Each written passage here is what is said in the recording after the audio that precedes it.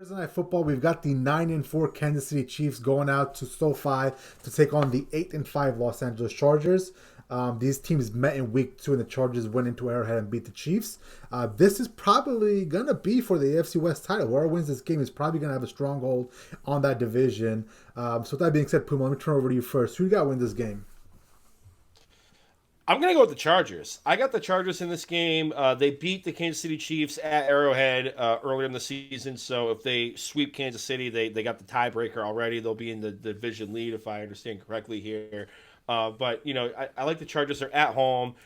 Granted, there really isn't much of a home field advantage at SoFi Stadium at the moment, but I do think, moving forward in, say, the next season or two, because they actually have a franchise quarterback that they can get behind and they can sell tickets for. I mean, we all saw that 64-yard bomb he threw to Guyton in the end zone against the New York Giants before halftime on Sunday. I mean, this kid's got a cannon. I was wrong about him coming out of Oregon in the draft, but I like them in the spot. They're going to be getting Keenan Allen back off the COVID list. He missed last week's game because he tested positive. Mike Williams, he's going to be playing. I think he was a close contact last week, but neither here nor there. He should be active. Austin Eckler, he was banged up, but he had a appearance at practice today. I like them in the spot. The early look ahead, Kansas City was favored by 4. That line dropped down to Kansas City -3 with news of some of the players on the Chiefs being put on the COVID list, mainly Josh Gordon. I believe Chris Jones was on the COVID list either yesterday or today. I'm not sure what their vaccination status is, but given a short week, I kind of find it hard that they're going to be back in time to get here. And you also have to think Josh Gordon, rather, he's in the wide receiver room. He's in close contact with Tyreek Hill and whatnot. It's not beyond the realm of possibility. Maybe more people in that wide receiver room may be a close contact at this point. But I like the Chargers in this game. I think it's going to be close. I think if the Kansas City Chiefs are going to keep it close, have that offense kind of start churning. They started looking like the team that we saw, like last year. They were having dynamic plays down the field. CEH, Edwards-Helaire and Darrell Williams. I think they're going to get involved just because of how bad the rush defense is for the Chargers. But long story short, I love the Chargers at home here. I think they're going to, start locking up the AFC West. And I never thought I'd say this. Patrick Mahomes is a wild card team with the Kansas City Chiefs. So give me the Chargers plus the points, winning outright. The over-under, I think, has been hovering around 50 and a half, 51.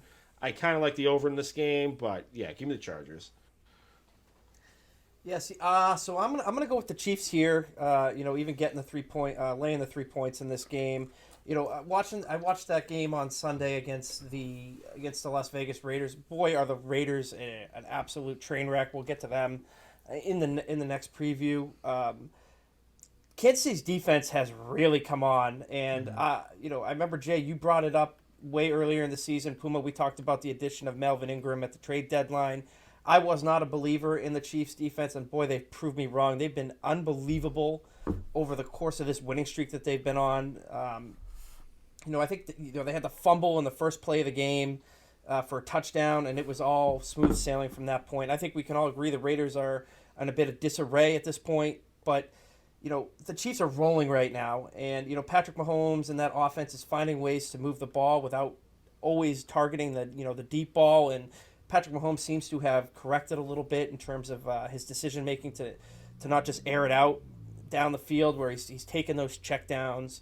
Like you guys said, this is a battle for the AFC West. As much as I want the Chiefs to lose, I'm not going to pick against them here. The Chargers have been inconsistent, over the course of points this year.